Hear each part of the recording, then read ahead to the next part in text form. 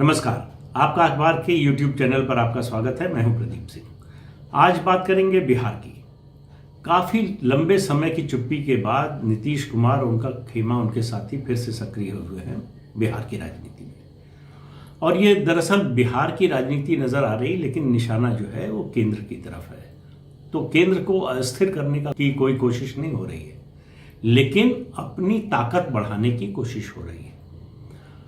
तो ऑपरेशन शुरू हुआ है एलजेपी में, लोक जनशक्ति पार्टी, जो जिसके संस्थापक स्वर्गीय रामविलास पासवान थे।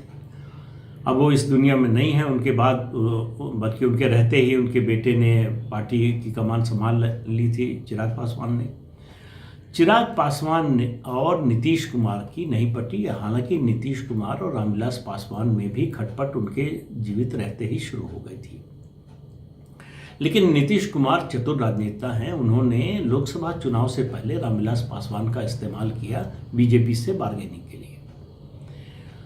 और उन्होंने क्या किया, और उसके अलावा 2019 में जब लोकसभा चुनाव के नतीजे आ गए और सरकार बनने की स्थिति आई, तो आखिर जेडीयू क्यों नहीं शामिल हुआ। बहुत सी चर्चाएं थी, बहुत से तरह के तर्क दिए गए, अफवाहें भी थी, खबरें भी थी। तो क्यों शामिल नहीं हुई ये अभी बताता हूं, लेकिन अभी का घटनाक्रम पहले। कल रात में एलजेपी के 6 में से 5 सांसद पशुपतिनाथ पारस, जो रामविलास पासवान के भाई हैं, वो जाकर स्पीकर ओम बिरला से मिले और उनको चिट्ठी लिखकर दिया कि हम ये 5 लोग जो है, अब ये एलजेपी है असल में। तो उन्होंने कहा कि अगर चिराग पासवान आना चाहें, पारस ने ये कहा कि आना चाहें तो उनका स्वागत है, नहीं तो वो अपना रास्ता तय कर ले। लोग विधानसभा चुनाव के समय से ही चाचा भतीजे में खटपट शुरू हो गई थी। जब तक रामविलास पासवान जीवित थे तब तक ये दबा हुआ था, लेकिन जब चिराग पासवान ने तय किया विधानसभा चुनाव में कि वो अकेले लड़ेंगे और नीतीश कुमार को मुख्यमंत्री बनने से रोकेंगे, उनके दिमाग में ये था कि उनको इतनी सीटें मिल जाएंगी कि वो किंग मेकर बन जाएंगे और अब उनकी शर्त एक ही होगी कि नीतीश कुमार मुख्यमंत्री ना बने। तो उनका ये सपना तो पूरा हुआ नहीं, बल्कि वो खुद औंधे मुंह गिरे। पूरे 243 सदस्यों की विधानसभा में उनकी पार्टी को सिर्फ 1 सीट मिली, और 1 सीट पर जो विधायक जीता वो भी जो है कुछ दिन बाद जाकर जेडीयू में शामिल हो गया। तो बिहार विधानसभा में अभी एलजेपी का कोई प्रतिनिधि नहीं है। यहाँ लोकसभा में उनके 6 सदस्य थे। अब सवाल ये उठ रहा था, नीतीश कुमार इस बात पर बिल्कुल अडिग थे कि जो कुछ किया है चिराग पासवान ने, उनकी पार्टी को जिस बुरी तरह से नुकसान पहुंचाया विधानसभा चुनाव में, राष्ट्रीय स्तर पर उनको एनडीए से बाहर किया जाए। एक उसके अलावा ये भी था कि चिराग पासवान को उनके पिता की जगह किसी भी हालत में मंत्रिमंडल में जगह नहीं मिलनी चाहिए। तो अभी तक तो नहीं मिली। 2020 नवंबर में चुनाव हुए थे बिहार विधानसभा के, काफ़ी समय बीत गया। अब इस नए घटनाक्रम से ये माना जा रहा है कि इसके पीछे जेडीयू की रणनीति है। जेडीयू ने मामले को भांपते हुए, वहाँ जो असंतोष था उसको भांपते हुए ये स्प्लिट करा दी है। सवाल ये है कि एलजेपी का क्या होगा, क्या एलजेपी खत्म हो जाएगी? मुझे ऐसा नहीं लगता। देखिए, एलजेपी में जो 6 सांसद हैं उनमें से 3 चिराग पासवान, पशुपतिनाथ पारस और प्रिंस, जो रामविलास पासवान के दूसरे भाई थे, उनका बेटा है, और चिराग पासवान का चचेरा भाई है। ये 3 पासवान परिवार से हैं। 3 परिवार के बाहर के लोग हैं जो पासवान नहीं हैं, उस बिरादरी से नहीं आते। तो उनके लिए सिर्फ ये एक टर्म का मामला है। पशुपतिनाथ पारस का स्वास्थ्य ठीक नहीं रहता, इसलिए वो बहुत राजनीतिक रूप से पहले की तरह सक्रिय नहीं है। तो एलजेपी के नाम पर जो बचेगा वो तो रहेंगे चिराग पासवान ही। वो जो रामविलास पासवान की राजनीतिक विरासत है उसको वो चिराग पासवान के पास ही जाएगी। उनका 1 एमएलए जीते, 11 जीते या 1 भी ना जीते, एक बात तो राजनीतिक रूप से यह है। लेकिन ये बहुत बड़ा झटका चिराग पासवान को नीतीश कुमार कैंप ने दिया है कि उन्हीं की पार्टी तोड़ दी। वो उनको मुख्यमंत्री बनाने से रोकने की कोशिश कर रहे थे। उस समय बड़ी चर्चा थी, जेडीयू के लोगों को भी, बहुत से लोगों को लगता था कि चिराग पासवान के पीछे बीजेपी है, वो करवा रही है ताकि उसकी सीटें कम हो जाए। लेकिन बीजेपी के और ख़ासतौर से बीजेपी के राष्ट्रीय नेताओं के दिमाग में एक बात बहुत स्पष्ट थी कि गठबंधन में चुनाव लड़ रहे हैं तो इस गठबंधन में बीजेपी और जेडीयू की सीटों की संख्या कुछ भी हो, बीजेपी की ज़्यादा हो जाए, जेडीयू की कम हो जाए, भले ही जो कि हुआ, तो भी मुख्यमंत्री नीतीश कुमार रहेंगे तो ये सरकार चलेगी, नहीं रहेंगे तो नहीं चलेगी। इसमें कोई कंफ्यूजन बीजेपी के दिमाग में, बीजेपी नेताओं के दिमाग में नहीं था। इसलिए जेडीयू की सीटें कम होने के बावजूद नीतीश कुमार को मुख्यमंत्री बनाना स्वीकार किया भाजपा ने। उसके बाद से, विधानसभा चुनाव के बाद से, नीतीश कुमार की नाराजगी चिराग पासवान से कम होने की बजाय बढ़ती ही गई। वो उनको ये बात पसंद नहीं आई कि अभी तक बीजेपी ने एलजेपी को एनडीए से बाहर नहीं किया। हालांकि उनको किसी बैठक में नहीं बुलाया गया, एक बैठक में शायद गलती से न्योता चला गया था तो मना कर दिया गया। उसके अलावा संसदीय मतलब दूसरी जो एनडीए की बैठकें होती हैं उसमें उनको नहीं बुलाया जाता। तो व्यवहारिक रूप से तो वो एनडीए में नहीं है, लेकिन तकनीकी रूप से वो एनडीए में है क्योंकि उनको एनडीए से बाहर निकाला नहीं गया है उनकी पार्टी को। ये नीतीश कुमार को बात पसंद नहीं आती और ये इस ऑपरेशन के जरिए उन्होंने चिराग पासवान को जवाब दे दिया है जो 2020 में उन्होंने उनके साथ विधानसभा चुनाव में किया था।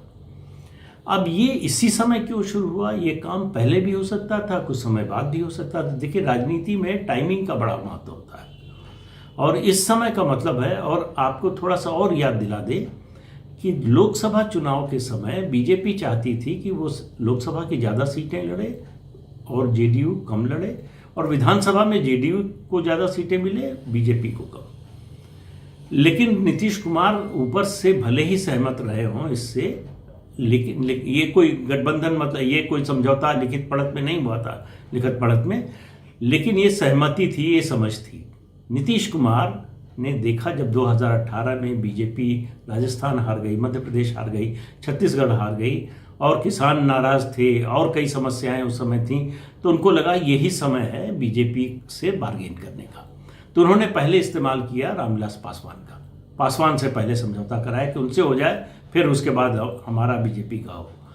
तो रामविलास पासवान को बीजेपी 4 सीटें देना चाहती थी, लेकिन वो तैयार नहीं हुए। उन्होंने भी मौके का फायदा उठाया, 6 सीटें ली और साथ साथ एक राज्यसभा की सीट, कि जब भी बीजेपी की पहली जो सीट खाली होगी देश भर में कहीं, उससे रामविलास पासवान को राज्यसभा में भेजा जाएगा।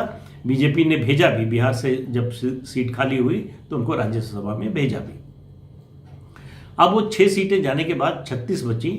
उसके बाद नीतीश कुमार ने बार्गेन किया कि नहीं है, ये अगर हम कब सीट लड़ेंगे तो इससे हमारी राजनीतिक हैसियत कम होती है, इसका मैसेज बड़ा गलत जाएगा, और बहुत सी चीज़ें उन्होंने उठाई। बीजेपी समझ रही थी कि वो इस समय दबाव में है, वो इस बात के लिए तैयार नहीं थी कि 1, 2 या 3 सीटों के लिए ये गठबंधन टूट जाए, उसका नुकसान बिहार में होता। इसलिए बीजेपी ने वो कड़वा घूंट पी लिया और आधा आधा बंटवारा हो गया। 36 में से 18 सीटें जेडीयू को, 18 बीजेपी को मिली। जेडीयू 16 सीटों पर जीता, बीजेपी 18 की 18 सीटों पर जीती। लेकिन चुनाव जीतने के बाद, नतीजे आने के बाद बीजेपी की अकेले पूरे देश से 303 सीटें आईं। ये तय किया कि एलाइज को सरकार में शामिल किया जाएगा। हालांकि बहुमत की दृष्टि से ज़रूरत नहीं थी, फिर भी ये तय हुआ कि जो लोग साथ चुनाव लड़े हैं उनको शामिल किया जाएगा, और जो बड़ी पार्टियां हैं उनको एक कैबिनेट और एक राज्य मंत्री मिलेगा, छोटी पार्टियों को एक मंत्री पद मिलेगा। जेडीयू इसके लिए तैयार नहीं थी। ये जो आप कवायद अभी देख रहे हैं, ये दरअसल उसी का कहें ये पार्ट 2 है जो 2019 में हो रहा था, चुनाव से पहले और चुनाव के बाद। ये अपनी बार्गेनिंग पावर बढ़ाने के लिए ये ब्लॉक हो सकता है कि जेडीयू में शामिल हो जाए, नहीं भी होगा तो वो जेडीयू के कहने पर चलेगा। तो 16 सदस्य जेडीयू के अपने हैं लोकसभा में, 5 राज्यसभा में हैं, 5 ये मिल जाते हैं, तो 26 सांसदों का एक ब्लॉक है। तो अब क्या हो गया? क्यों ये टाइमिंग हुई? इसी समय क्यों हो रहा है? केंद्रीय मंत्रिमंडल के विस्तार की खबर चल रही है। ऐसा माना जा रहा है कि बहुत जल्दी ही केंद्रीय मंत्रिमंडल का विस्तार होगा। कई मंत्री नहीं रहे अलग अलग कारणों से, कई मंत्रियों के पास 2-2, 3-3 मंत्रालय का बोझ है और उसके अलावा जगहें खाली हैं, तो मंत्रिमंडल का विस्तार होना तय है और वो बहुत लंबा समय नहीं है। इसलिए जल्दी थी जेडीयू को ये ऑपरेशन करने की। अब मैंने जो शुरू में बात कही कि 2019 के लोकसभा चुनाव का नतीजा आने के बाद जेडीयू केंद्रीय मंत्रिमंडल में शामिल क्यों नहीं हुआ। शामिल होने के लिए पार्टी तैयार थी, लेकिन बीजेपी जो फॉर्मूला बता रही थी वो नीतीश कुमार को मंजूर नहीं था।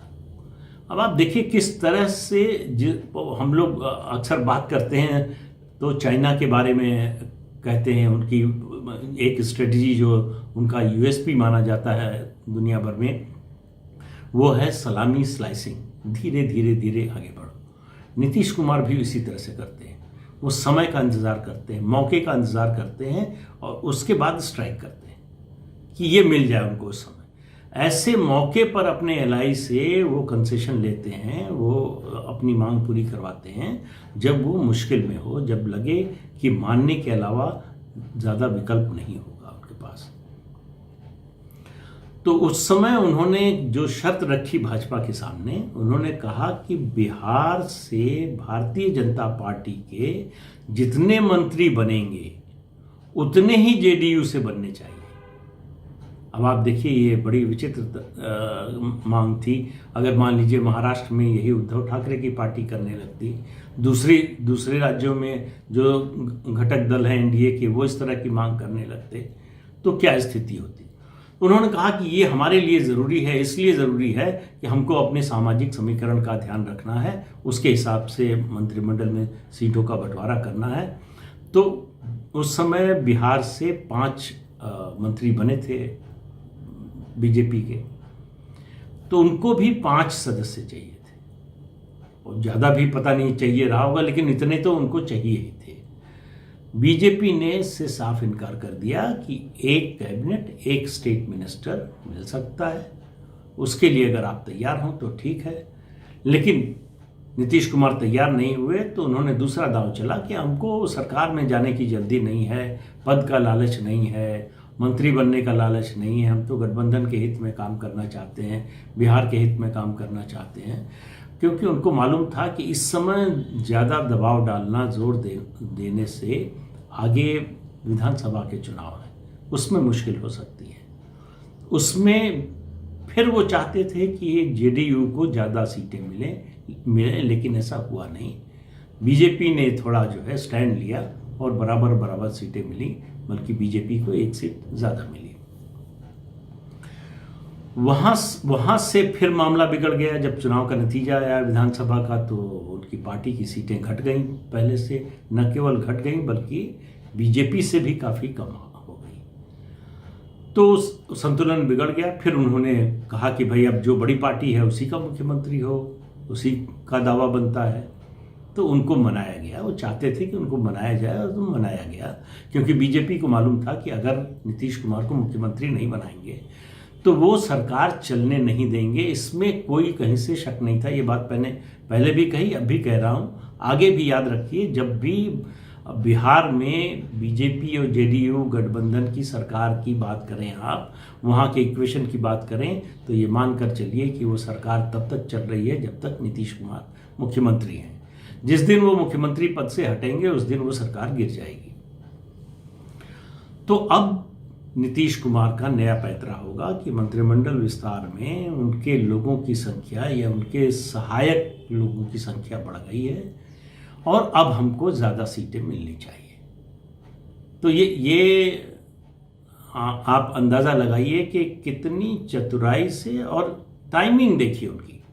हमेशा आप देखेंगे पिछले 15-20 सालों में खासतौर से उनकी राजनीति, या फिर बीजेपी से जब से अलायंस हुआ है तब से अब तक की राजनीति, वो अपने लिए कंसेशन और अब उनको वो जितना उनकी पार्टी डिजर्व करती थी, गठबंधन की बात कर रहा हूँ, सीटों की संख्या के हिसाब से, वो चाहे राज्यसभा के सीट का मामला हो, लोकसभा की सीट का हो, विधानसभा की सीट का मामला हो, वो हमेशा ज़्यादा लेते रहे हैं। और इसमें देर सवेर जो है बीजेपी के नेता भी मदद करते रहे हैं कि भाई ऐसी बातों पर, इतनी छोटी बातों पर अलायंस को खतरे में नहीं डालना चाहिए। उसका फायदा नीतीश कुमार को मिलता रहा है। अब एक परीक्षा की घड़ी है। नीतीश कुमार प्रधानमंत्री नरेंद्र मोदी और अमित शाह की जोड़ी को कितना दबा सकते हैं, कितना झुका सकते हैं, और नीतीश कुमार के सामने ये दोनों नेता, राष्ट्रीय नेता, कितना झुकने को तैयार होते हैं। इसका पता आपको किसी से पूछने की ज़रूरत नहीं है। इसका पता लगाने के लिए आपको कोई जासूसी नहीं करनी है। मंत्रिमंडल का जब विस्तार होगा तो उसमें जेडीयू के मंत्रियों की संख्या से आपको अंदाज़ा लग जाएगा, और उसके बाद उनको मिलने वाले विभागों से अंदाज़ा लग जाएगा कि किसकी कितनी चली। भाजपा जेडीयू पर दबाव डालने में कामयाब रही या जेडीयू भाजपा पर दबाव डालने में कामयाब रहा। तो एलजेपी का ये जो पूरा प्रकरण है, इसको आप अलग करके एलजेपी पार्टी के रूप में मत देखिए। अभी की जो स्थिति है उसमें इसका सीधा संबंध केंद्रीय मंत्रिमंडल के विस्तार से और उसमें अपनी भागीदारी बढ़ाने तो नहीं कहेंगे, क्योंकि अभी भागीदारी है ही नहीं जेडीयू की। जो वो चाहते थे, अब वो 5 से कम मिलेगा, 5 मिल जाएगा, या जो एक कैबिनेट और एक राज्य मंत्री मिल रहा था उससे ज़्यादा मिलेगा। इन सब से तय होगा कि दोनों पार्टियों के इक्वेशन में और इस संघर्ष में जो है, और नीतीश कुमार की ये जो सलामी स्लाइसिंग की जो रणनीति है वो कितनी कामयाब हुई। तो तब तक के लिए इंतज़ार कीजिए, हम भी इंतज़ार करते हैं। आज के अंक में इतना ही, अगले अंक में फिर मिलेंगे किसी नए मुद्दे के साथ। तब तक के लिए इजाज़त दीजिए, नमस्कार। जाते जाते आपको फिर याद दिलाएं कि इस चैनल को देखिए, शेयर कीजिए और सब्सक्राइब जरूर कीजिए। जब आप खोलते हैं मोबाइल पर ये चैनल तो नीचे सब्सक्रिप्शन का एक बटन होता है, लिखा होता है सब्सक्राइब, वहाँ सिर्फ आपको एक उंगली दबानी है, आप सब्सक्राइब कर लेंगे चैनल को। उसके लिए और कुछ करने की ज़रूरत नहीं। तो आज इतना ही, नमस्कार।